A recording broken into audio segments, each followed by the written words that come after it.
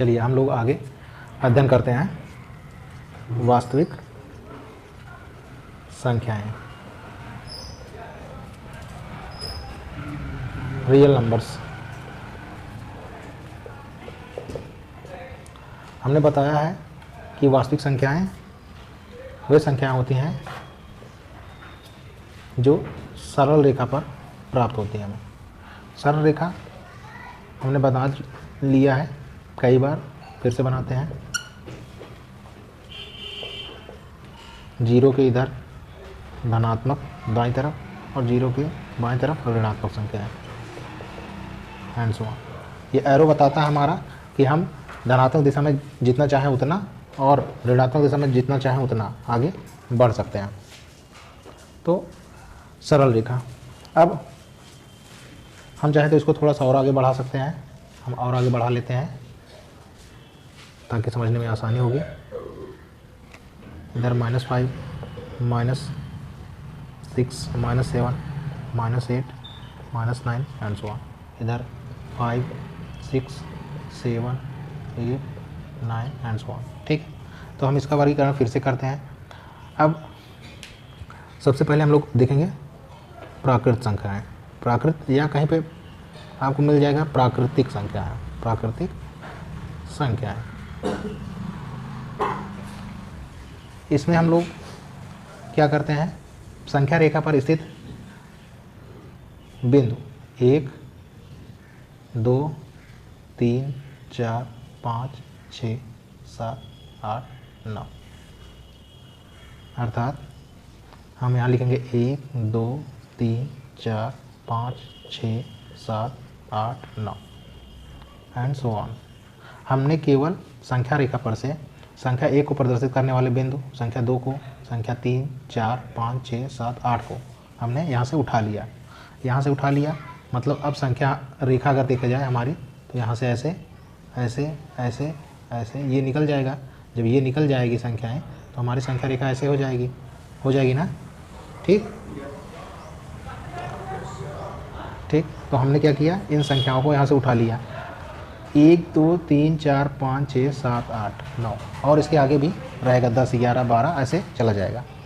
अच्छा, इन संख्याओं की आवश्यकता कहाँ पड़ती है? इन संख्याओं की आवश्यकता हमें वहाँ पड़ती है जहाँ पर हम कहते हैं बच्चों से, जब छोटे छोटे बच्चों से पूछा जाता है कि बच्चों आपके कितने हाथ हैं, तो वो बोलते हैं 2। जब उनसे पूछा जाता है कि आपके दोनों हाथों में कुल कितनी उंगलियां हैं, तो वो बोलते हैं 10। इसका मतलब ये हुआ कि जब किसी वस्तु की या कई सारे वस्तुओं की गणना करनी होती है तब हम इन संख्याओं का इस्तेमाल करते हैं, है ना। गणना मतलब ये गणना करने के काम आती हैं संख्याएं। गणना का हम कहते हैं काउंटिंग। क्या कहते हैं? काउंटिंग। इसलिए हम इन संख्याओं को काउंटिंग नंबर्स भी कहते हैं। काउंटिंग नंबर्स भी कहते हैं। ठीक, ये बात समझ में आई आपको? ठीक, चलिए ठीक है, हम इसके बाद फिर आगे बढ़ते हैं। ठीक, संख्या रेखा को फिर से मिला देते हैं। ठीक, चलिए अगर मान लेते हैं हम लोग कि किसी बच्चे के पास, छोटा बच्चा है, छोटे बच्चे से हम पूछते हैं, कक्षा 1, 2, 3 का होगा, हम उससे पूछेंगे कि मान लो आपके पास 10 रुपये हैं और 5 रुपये के आपने टॉफ़ी ले लिया और 5 रुपये का बिस्किट ले लिया, तो अब बताइए आपके पास कितने रुपए बचे? तो बच्चे का आंसर शायद आएगा कुछ नहीं। क्या आएगा? कुछ नहीं। कुछ नहीं का अर्थ हुआ गणित में कुछ नहीं का गणित में अर्थ हुआ कि हमारे पास क्या बचा? शून्य बचा। क्या बचा? शून्य, या हम इसको कहेंगे 0। ठीक, तो गणना करने के क्रम में जब हमारे पास कुछ नहीं होता है शुरुआत में, ठीक, तो क्या होता है? शून्य होता है। ठीक ना। किसी जैसे कोई छोटा बच्चा है, अगर उससे हम पूछें कि आप डेली कितना कमाते हो, तो कहेगा कोई पैसे नहीं कमाते हैं। ठीक ना, छोटा बच्चा है, कहाँ जाएगा कमाने? ठीक ना, छोटा बच्चा है। अगर हम पूछेंगे उससे आपकी कितनी शादी हुई है, तो बोलेगा एक भी नहीं, यानी कुछ भी नहीं, क्योंकि छोटा बच्चा है और बाल विवाह तो अपने यहाँ कब का बंद हो चुका है ना। तो हमें ये लगता है कि 0 का जो कॉन्सेप्ट आया है प्राकृतिक संख्याओं के बाद आया होगा, क्योंकि हमने पहले गणना करना सीखा। किसी वस्तु की संख्या हम गिनना स्टार्ट करते हैं 1 से, 2 से, 3 से, है ना, ठीक। और जब हमने पूछा बच्चे से कि आपके पास 10 रुपये थे, 5 रुपये की टॉफ़ी लिया, 5 रुपये का बिस्किट लिया, तो आपके पास क्या बचा? कुछ भी नहीं। कुछ भी नहीं मतलब क्या? 0 पैसे, यानी 0 रुपये, कुछ नहीं। तो यहाँ से 0 का कॉन्सेप्ट आया। तो यहाँ से हम लोग लिखेंगे अब पूर्ण संख्याएँ। क्या? पूर्ण संख्याएँ, ठीक। उसके पहले हम लोग इसको क्या बोलेंगे? Counting numbers. ये प्राकृतिक संख्याओं को काउंटिंग नंबर्स कह देंगे, या फिर हम बोल देंगे इनको नेचुरल नंबर्स। क्या? नेचुरल नंबर्स, ठीक है। अब आ गई पूर्ण संख्या। अब पूर्ण संख्या क्या होती है? इन्हीं प्राकृतिक संख्याओं में जब हम शून्य को शामिल कर लेंगे तो 0, 1, 2, 3, 4, 5, 6, 7, 8, 9। इसका मतलब क्या हुआ? इस बार ये वाला बिंदु और ये वाला बिंदु और ये वाला बिंदु और ये वाला और ये इस तरह से हमने इन सबको उठा के यहाँ रख लिया और इन संख्याओं को समूह को क्या बोल दिया? पूर्ण संख्या है। इंग्लिश में इसे बोलते हैं होल नंबर्स। क्या बोलते हैं? Whole number. हाँ, होल नंबर्स, ठीक। आपसे कोई पूछे कि प्राकृतिक संख्याओं की संख्या कितनी होती है या सबसे बड़ी प्राकृतिक संख्या कौन सी होती है, तो हम नहीं बता सकते। क्यों? क्योंकि संख्या रेखा पर ये जो एरो बना है, इसके बाद 10 होगा, इसके बाद 11 होगा, उसके बाद 13 होगा, ऐसे करते करते हम चले जाएंगे। अगर कोई कहे सबसे बड़ी प्राकृतिक संख्या 99 है, तो उसमें एक और जोड़ दीजिए, है ना। अर्थात क्या हुआ कि जितनी भी प्राकृतिक संख्याएं हैं, अगर कोई दावा करता है कि वो सबसे बड़ी प्राकृतिक संख्याएं जानता है, सबसे बड़ी प्राकृतिक संख्या को जानता है, तो वो गलत कह रहा है। क्योंकि कोई भी प्राकृतिक संख्या हो, उससे बड़ी प्राकृतिक संख्या हमें मिल जाएगी जब उसमें हम 1 जोड़ देंगे, ठीक ना, ठीक। अगर कोई कह रहा है 9999 सबसे बड़ी प्राकृतिक संख्या, तो उसमें 1 जोड़ दीजिए तो आ जाएगा आपका 10,000, तो उससे बड़ी वो हो गई, है ना, ठीक। तो अगर आपसे कोई पूछे कि प्राकृतिक संख्याओं की संख्या कितनी होती है, तो ये अनंत होते हैं। कितने होते हैं? अनंत, ठीक। ऐसा क्यों अनंत होता है? हम बार बार आपको बता चुके हैं कि हमारी जो सरल रेखा है, ठीक है, सरल रेखा ये संख्याओं को दिखाती है, संख्याओं को प्रदर्शित करती है, इसलिए हम संख्या रेखा भी बोलते हैं, ठीक ना। संख्या रेखा हमारी सरल रेखा पर बनती है। और हमने बताया था कि रेखा पर कितने बिंदु हैं? बहुत सारे बिंदु हैं। इतने बिंदु हैं कि हम गिन ही नहीं सकते, अनंत बिंदु है। जब अनंत बिंदु हैं तो संख्याएं भी कितनी होंगी? अनंत होंगी, क्योंकि प्रत्येक बिंदु किसी न किसी संख्या को निरूपित करता है, ठीक। तो प्राकृतिक संख्याओं की संख्या अनंत हो गई। इसी तरीके से पूर्ण संख्याओं में अगर कोई पूछेगा आपको, तो इनको भी हम क्या बोल देंगे? कितनी होती है इनकी संख्या? अनंत होती है, ठीक ना। या आपसे कोई पूछे सबसे बड़ी पूर्ण संख्या क्या होती है, तो आप कहोगे हमें नहीं पता। क्यों? क्योंकि अगर कोई दावा करता है कि सबसे बड़ी पूर्ण संख्या 99 है, तो उसमें 1 जोड़ दीजिए, आ जाएगा आपका क्या? 100 आ जाएगा, उससे बड़ी पूर्ण संख्या लेंगे। लेकिन अगर कोई पूछे अब सबसे छोटी पूर्ण संख्या क्या है, सबसे छोटी पूर्ण संख्या क्या है? 0 है। क्या है? ठीक, क्लियर है ना, ठीक। इतना क्लियर है? आगे बढ़े हम लोग, ठीक। चलिए आगे बढ़ते हैं हम लोग यहाँ पर। अब इसके बाद हम लोग देखते हैं थोड़ा सा और वास्तविक संख्याओं का वर्गीकरण कई आधार पर किया गया है और हम इनको कई तरह से वर्गीकृत कर सकते हैं। बस आधार बदल जाता है वर्गीकरण का, संख्याएं वही रहती हैं, ठीक। तो इसके बाद हम देखेंगे पूर्णांक। क्या देखेंगे? पूर्णांक। पूर्णांक मतलब है जो पूरा अंक हो, ठीक ना। हम इसको इंग्लिश में बोलते हैं इंटीजर्स, ठीक। पूर्णांक में हम लोग क्या करते हैं? संख्या रेखा पर स्थित 0, 1, 2, 3, 4, 5, 6 एंड सो ऑन। और इधर से भी इस बार उठाएंगे हम लोग ऋण 1, ऋण 2, ऋण 3, ऋण 4, ऋण 5 एंड सो ऑन, ठीक है। इधर से हम उठा सकते हैं जितना चाहे उतना। तो हम देख रहे हैं कि यहाँ पर पूर्णांक जो है संख्या रेखा पर से कुछ संख्याओं को उठाया गया है, ठीक ना, कुछ बिंदुओं को उठाया गया है, ठीक। बाकी तो बिंदु हमारे छूट ही जा रहे हैं। जैसे 0 और 1 के मध्य अगर 0 को निकाल दिया जाए और 1 को निकाल दिया जाए, तो इसके बीच के जो 0 से बड़ी और 1 से छोटी होंगी संख्याएं, वो तो यही रह जाएंगी ना। वो पूर्णांक कहलाएंगे क्या? नहीं कहलाएंगी। क्यों? क्योंकि देखिए 0 और 1 के बीच में अगर आपसे कोई पूछे कितनी संख्याएं होती हैं, तो हमने बता दिया है इसको पहले कि संख्या रेखा पर किन्हीं दो बिंदुओं के मध्य स्थित अगर आपसे कोई पूछ लेता है कि कितनी संख्याएं हैं, तो अपरिमेय, अनंत, है ना, अनंत है। तो इनके बीच में अगर क्या 0 और 1 के मध्य में 0.5 होगा? बिल्कुल होगा, क्योंकि 0 से बड़ा होता है 0.5 ना, और 1 से छोटा भी होता है ना। ठीक, तो ये पूरा अंक नहीं, क्योंकि ये दशमलव में आ गया ना, और जो चीज़ें दशमलव में होती हैं वो पूरी नहीं होती हैं, ठीक ना। ठीक, 0.5 हो गया, 0.9 हो गया, 0.9999 हो गया, 0.909090 एंड सो ऑन, ठीक ना। तो ये सब संख्याएं कहाँ हैं? 0 से बड़ी हैं लेकिन 1 से छोटी हैं, ठीक, तो इसलिए इनको हमने छोड़ दिया, ठीक। अतः हम लोग आगे बढ़ते हैं, अब पूर्णांक से थोड़ा आगे बढ़ेंगे। अब सरल रेखा पर हम देखेंगे, संख्या रेखा पर और क्या वर्गीकरण का आधार हो सकता है। हाँ, अब हम लोग देखेंगे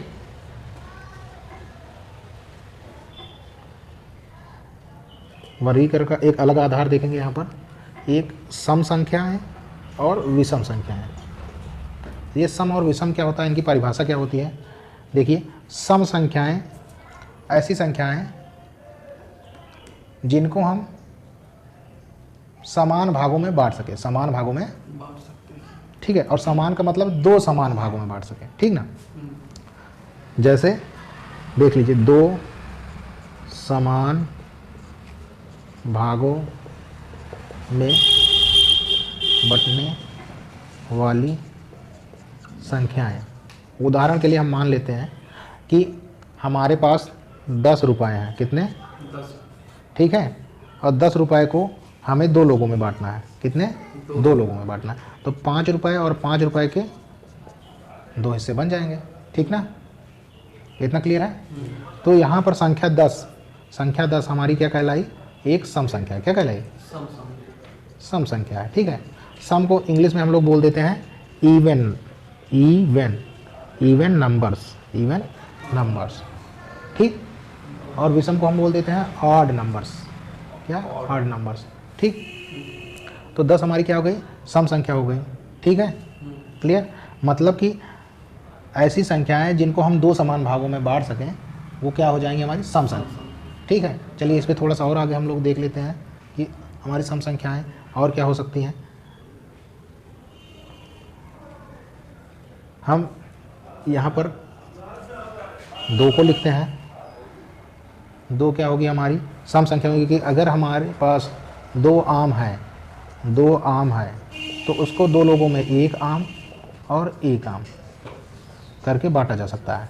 कहने का मतलब ये है, जब हम सम संख्याओं को 2 बराबर भागों में बांटते हैं, ठीक, तो वो दशमलव में नहीं आना चाहिए, ठीक है। उदाहरण के लिए अगर हम मान लेते हैं कि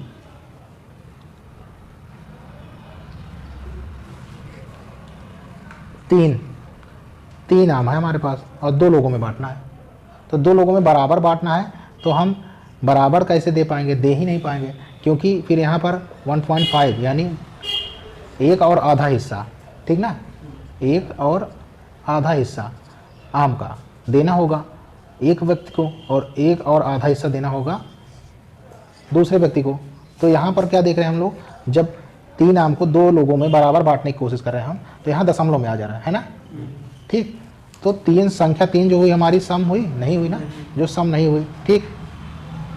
तो इसका मतलब हम ये समझ पाए कि सम संख्याएं और विषम संख्याएं क्या अंतर होता है, ठीक है।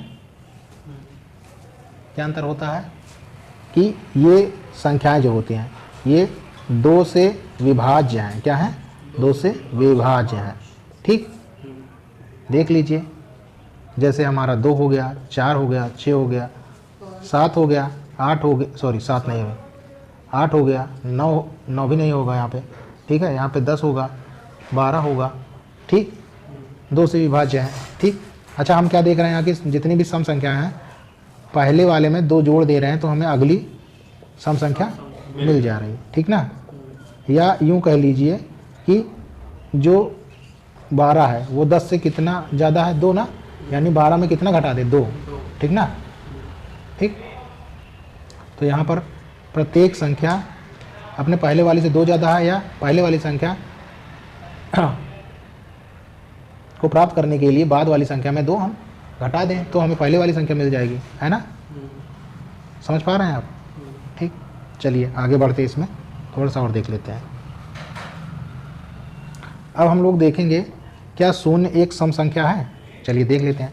तो शून्य का मतलब क्या होता है, अभी हमने कहा था कि अगर मान लीजिए किसी बच्चे के पास 10 रुपया है, वो 5 रुपये की टॉफ़ी ले लिया, 5 रुपये का बिस्किट, उसके पास कितने रुपए बचे? 0 रुपये। अब 0 रुपये के 2 भागों में बांटा जा सकता है। चलिए देख लेते हैं। बिल्कुल बांटा जा सकता है। कैसे? जिसके पास कुछ नहीं है वो कुछ नहीं उठा के 2 लोगों को दे ही सकता है, और 2 लोगों को नहीं, वो 1 लोगों को, 3 लोगों को, 4 लोगों को, जितने चाहे उतने दे सकता है ना। दे सकता है कि नहीं दे सकता है? अगर ऐसे नहीं समझ में आया तो हम ऐसे करेंगे, 0 भागे 2 कर लीजिए। 0 को 2 भागों में बांटिए, वो भी क्या आएगा? 0 0 ही आएगा, आएगा ना। 0 को 2 नहीं, हम 3 भागों में बांट सकते हैं, तब भी 0 ही आएगा। प्रत्येक भाग में 0 0 आएगा। 0 को हम 10 भागों में बांटें तब भी 0, प्रत्येक भाग में 0 0 है। कहने का मतलब 0 को हम कितने ही भागों में बांट सकते हैं, है ना। तो चूंकि हमें क्या चाहिए? सम चाहिए। तो सम में केवल 2 से विभाज्य देखना है ना, तो इसका मतलब शून्य क्या हुआ? हमारा सम हुआ, ठीक ना। शून्य क्या हुआ? सम। ठीक, तो सम संख्याएं वे संख्याएं जो 2 से विभाज्य हो जाते हैं, 2 से विभाज्य। ठीक, 2 से विभाज्य होने वाली संख्याएं।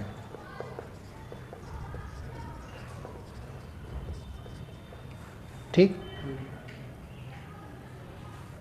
आगे हम लोग और देखते हैं कि अगर सम यहाँ लिखा और विषम हमने यहाँ लिखा तो दोनों में अंतर क्या है? दोनों में अंतर यही है कि अगर ये 2 से विभाज्य होता है तो ये 2 से विभाज्य नहीं होंगी। ठीक, जैसे हमारा 1 हो गया, ठीक ना, हमारा 3 हो गया, 5 हो गया, 7 हो गया, 9 हो गया। क्योंकि 9 को जब 2 से विभाज्य करेंगे तो हमारा आंसर आएगा 4.5, 4.5।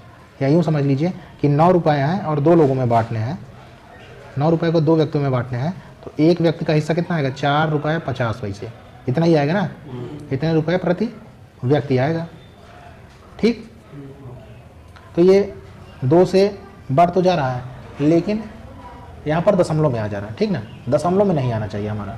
ठीक, विषम का अर्थ ये हुआ कि दशमलव में नहीं आना चाहिए। 2 बराबर भागों में बढ़ जाए लेकिन दशमलव में ना आए, तब तो वो सम होगा, अन्यथा विषम कहलाएगा। ठीक, माइनस नहीं रहेगा यहाँ पे, 11 हो जाएगा, 13 हो जाएगा, एंड सो ऑन। ठीक है, चलिए इतना समझ में आया। आगे बढ़ते हैं हम लोग। ठीक, आगे देखते हैं हम लोग और क्या होता है। यहाँ पर हम देखते हैं जैसे 3 है और 5 है, दोनों विषम संख्या हैं, इनको जोड़ने में क्या प्राप्त हो रहा? 8। ठीक है, 1 है और 9 है, इनको जोड़ने में क्या मिल रहा है? 10। ठीक, अब अगर 8 है हमारे पास, क्या है? 8, यानी मान लेते हैं कि 8 रुपये हैं, उनको 2 व्यक्तियों में बांटने हैं, यानी 2 से भाग देना है, 2 बराबर भागों में बांटना है, तो एक व्यक्ति को 4 रुपये मिल जाएगा ना। ठीक, इसी तरीके से 1 रुपये और 9 रुपये मिला के 10 रुपये हुआ, इनको 2 लोगों में बांटेंगे तो एक व्यक्ति को 5 तो मिल ही जाएगा, दूसरे को भी 5 मिलेगा। तो कहने का मतलब ये हुआ कि 2 विषम संख्याओं को जोड़ने पर, 2 विषम संख्याओं को जोड़ने पर क्या मिल रहा है? एक सम संख्या मिल रही, नहीं मिल रही है? देखिए इधर लिखा विषम, इधर लिखा विषम, मिल गया क्या हमें? सम संख्या। यहाँ लिखा विषम, यहाँ लिखा विषम, क्या मिल गई? सम संख्या। ठीक ना। अच्छा, एक सम कर लें, चलो एक सम कर लेते हैं। एक सम संख्या 2 ले लिए और एक विषम संख्या 3, कितना है? 5 ना। और 5 क्या है? विषम है ना, है ना। ठीक, क्लियर है। चलिए ठीक है, आगे हम लोग बढ़ें। मतलब 2 विषम संख्याओं को जोड़ने पर हमें क्या मिलेगा? सम संख्या मिलेगी। ठीक ना। ठीक, चलिए और आगे देख लेते हैं।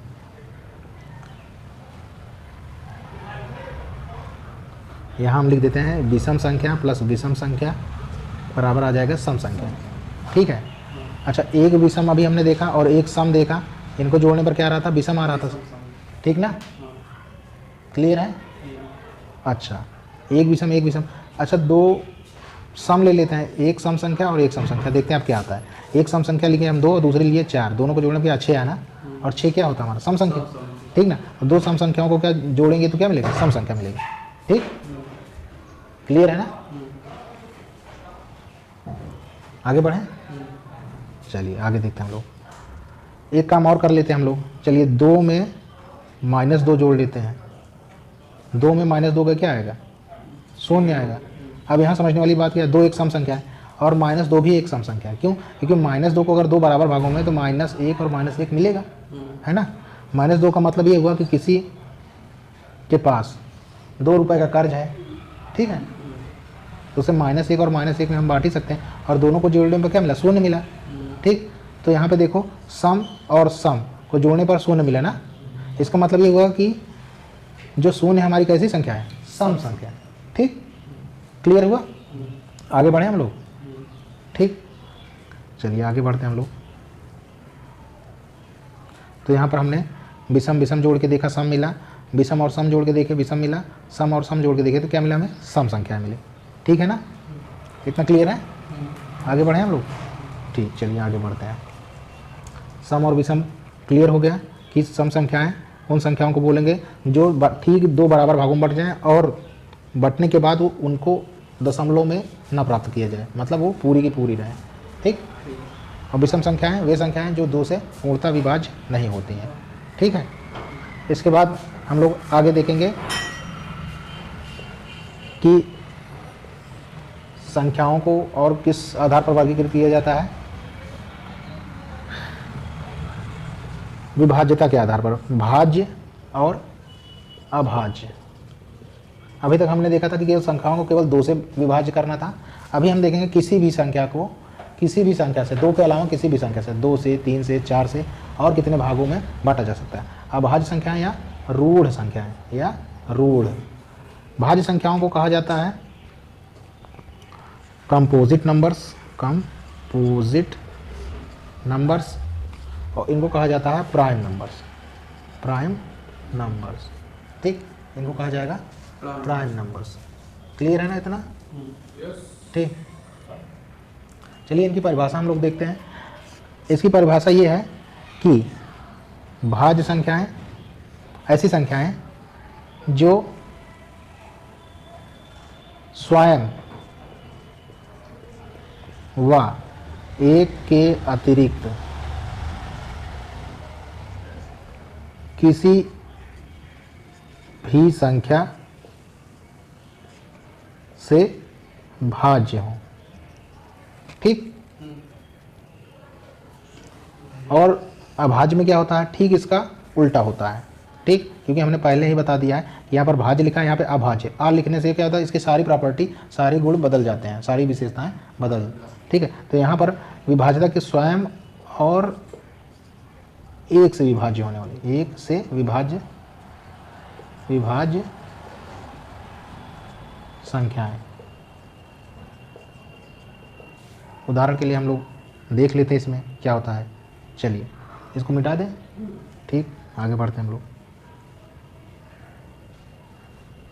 चलिए हम यहाँ पर ले लेते हैं 8 ले लेते हैं, ठीक है। अब हमारे पास 8 रुपए हैं, ठीक है। अब मान लेते हैं हमारे पास एक व्यक्ति है। कितना? एक व्यक्ति। तो एक व्यक्ति को कितना मिल जाएगा? 8 रुपये मिल जाएगा, ठीक ना। यानी अगर हम इसको लिखना चाहें 8 भागे 1, तो एक भाग में कितना है? 8 आ गया, ठीक। क्लियर है? चलिए इसका मतलब 8 जो हुआ 1 से बढ़ सकता है, ठीक ना। 8 का एक विभाजक 1 हो गया। अब इसको हम 2 लोगों में बांटते हैं, 2 व्यक्ति, ठीक है। तो अगर 8 रुपये हैं और 2 लोगों में बांटेंगे तो 4 रुपये के 2 हिस्से बनेंगे ना। 4 रुपये के 2 हिस्से बनेंगे, मतलब कि 8 रुपये को 2 लोगों में भी बांटा जा सकता है, मतलब कि 8 को 2 से भाग दिया जा सकता है, ठीक ना। क्लियर है? ठीक। और यहाँ पर ध्यान देने वाली बात यह है कि हमें आंसर जो है भाग देते समय दशमलव में नहीं लाना है, ठीक है। दशमलव में नहीं आना है। तो इसका मतलब हुआ कि 8 हमारा 2 से भी भाज्य है, ठीक। क्लियर है? अब हम लोग इसको 3 व्यक्तियों में बांटते हैं। तो अब जब 3 व्यक्तियों में हम लोग बांटने की कोशिश करेंगे तो होगा क्या? देखिए 8 को 3 से भाग देंगे तो होगा 3 दूना 6, यहाँ दशमलव होगा, ये घट जाएगा, ये 0, सॉरी यहाँ पर घटाएंगे तो आएगा 2, यहाँ लगेगा दशमलव, ठीक ना, और यहाँ बढ़ेगा 0, ठीक है। दशमलव के बाद यहाँ पर 0 बढ़ता है, जितना चाहे हम उतना बढ़ा लें, है ना, ठीक। अब 3 छंग 18 होगा, फिर 2 बचेगा, फिर 0 होगा, यहाँ से उतरेगा, अगली बार में दूसरा 0, तो 3 छंग 18। इस तरीके से करेंगे तो हमारा आंसर 2.6 6 6 6 करके आएगा, ठीक ना। हमने बताया कि हमें दशमलव में नहीं जाना है, ठीक है। उस हिसाब से हमारा जो 8 है यानी 8 रुपये, उसको 3 व्यक्तियों में बांटा तो जा सकता है, लेकिन आंसर हमारा दशमलव में आएगा। और दशमलव कैसा आएगा हमारा, ठीक ना, दशमलव में आएगा और वो कटता ऐसे चला जाएगा, आगे तक जाएगा, बहुत दूर तक जाएगा, अनंत तक, है ना। हम जितना चाहे उतना भाग देते हैं लेकिन वो समाप्त तो होगा नहीं, ठीक है। तो ऐसे हमने देख लिया कि ऐसी संख्याओं को क्या कहते हैं, आगे हम लोग देखेंगे भी। ऐसी संख्या को आसान संख्या कहते हैं। तो हम ये कह सकते हैं कि 2 हमारा 3 से भाज्य नहीं, ठीक है, क्योंकि दशमलव में आ जाए। अब 3 के बाद हम लोग 4 उठा लेते हैं, ठीक है। तो 4 उठा लीजिए। 8 रुपये के 4 व्यक्तियों में बांटेंगे तो 2 रुपये 2 रुपये 2 रुपये 2 रुपये के 4 हिस्से बन जाएंगे। इसका मतलब क्या हुआ कि 8 को भाग देता है कौन, 4। यहाँ 2 रुपये प्रति व्यक्ति मिलेगा, है ना। तो ठीक है, आगे बढ़ते हैं हम लोग। इसके बाद हम लोग देखते हैं 5।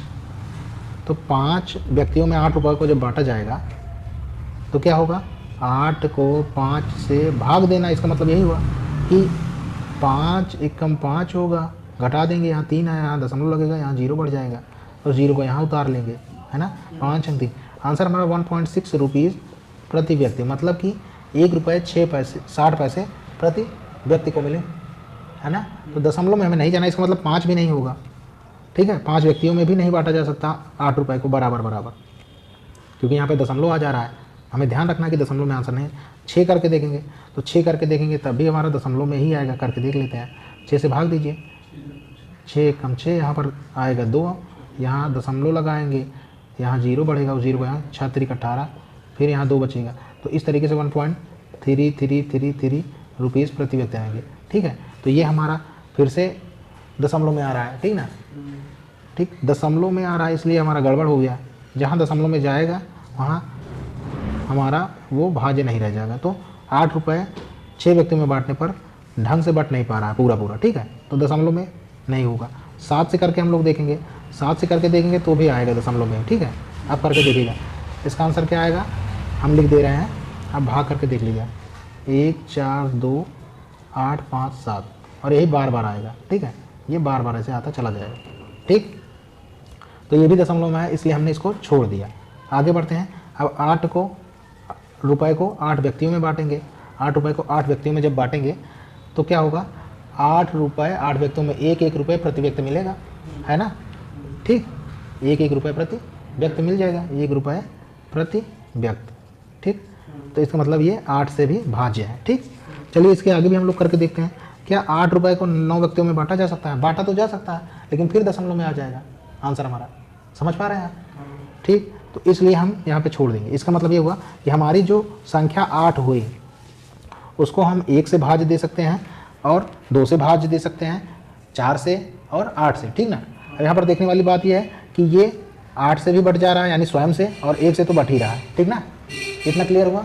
आगे चलते हैं हम लोग, एक दूसरी संख्या ले लेते हैं। हम क्या ले लेते हैं, दूसरी संख्या, ठीक। इसके बाद 8 से कम हम ले लेते हैं, हम लोग 6 ले लेते हैं, 6 ले लेते हैं। चलिए 6 को हम लोग जब 1 से भाग देंगे, मतलब कि अगर 6 रुपये हैं और एक ही व्यक्ति को दिया जाए तो उस व्यक्ति को कितने मिल जाएंगे, 6 रुपये। 6 रुपये प्रति व्यक्ति हुआ नहीं हुआ, उस व्यक्ति को 6 रुपये मिले, मतलब 6 को 1 भाग दे सकता है ना।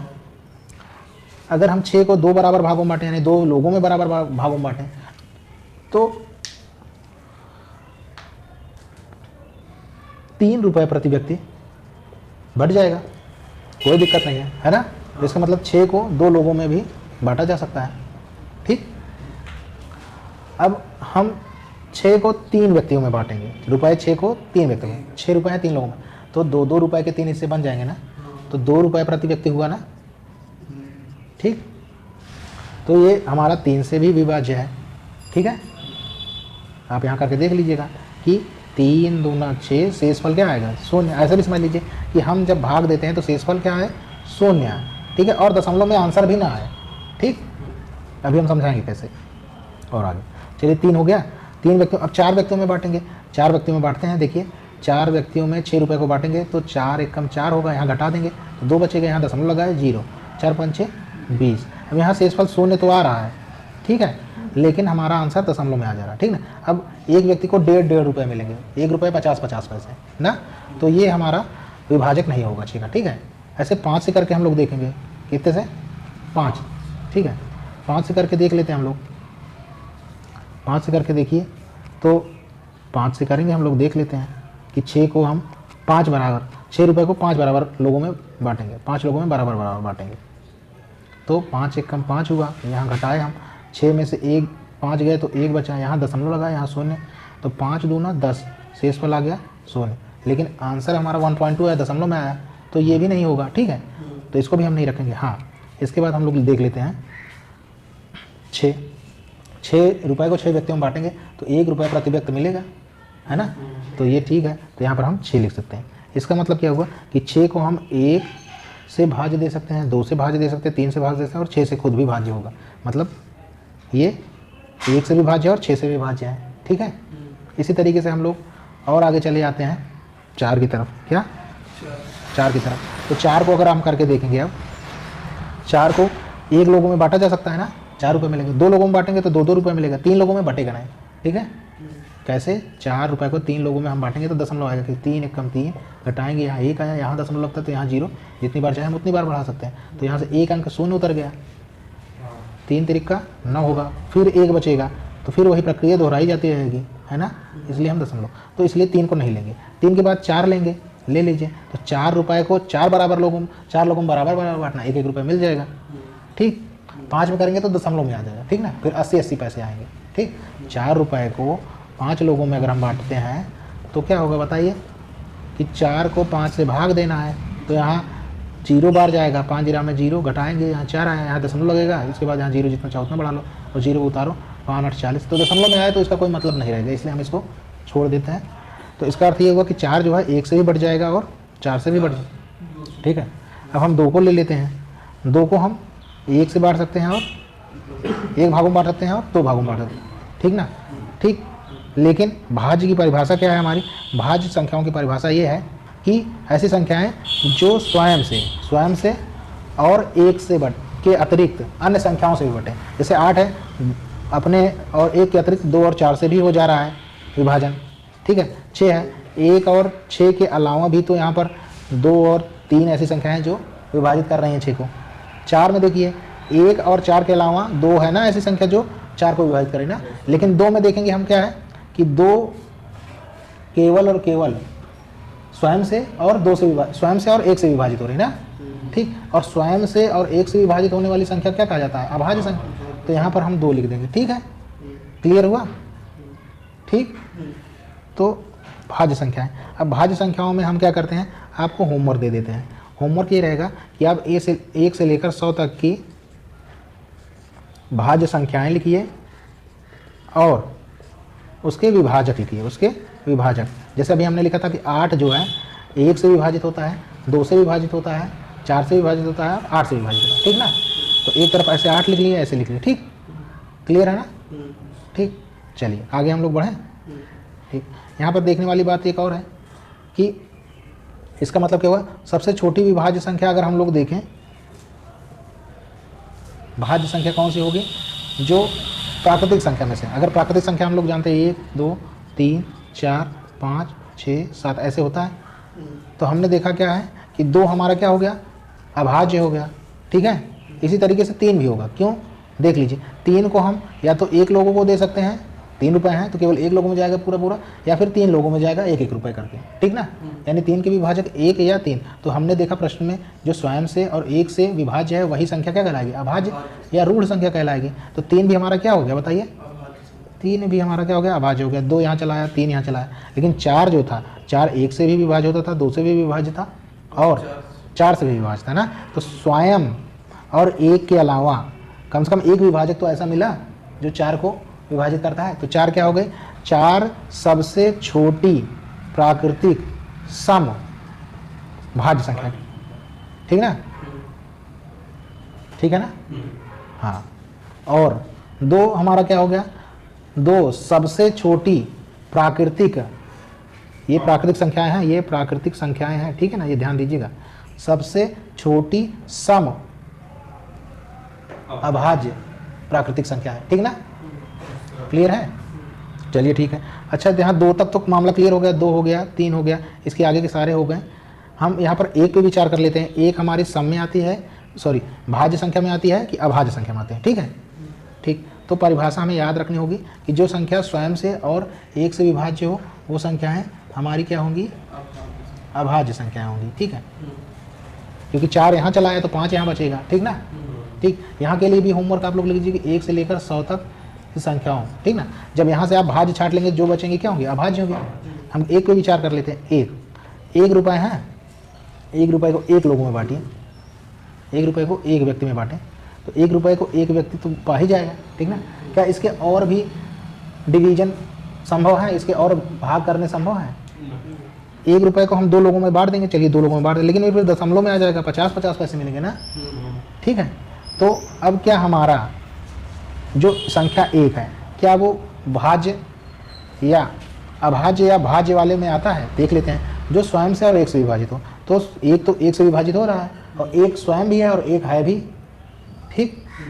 और यहाँ पर है कि जो स्वयं और 1 के अतिरिक्त है, ठीक। तो यहाँ पे ये आधा फुलफिल कर रहा है और यहाँ पे भी एक ही पॉइंट को कर रहा है, 1 और स्वयं के अलावा, और संख्याओं से बट नहीं रहा है, बटने पे ये दशमलव में आ जा रहा है ना। तो इसलिए संख्या जो 1 है वो ऐसी प्राकृतिक संख्या है, वो ना तो भाज्य है ना ही, हाँ 1 ना भाज्य है व ना ही अभाज्य, ठीक। क्लियर है ना? हाँ ठीक।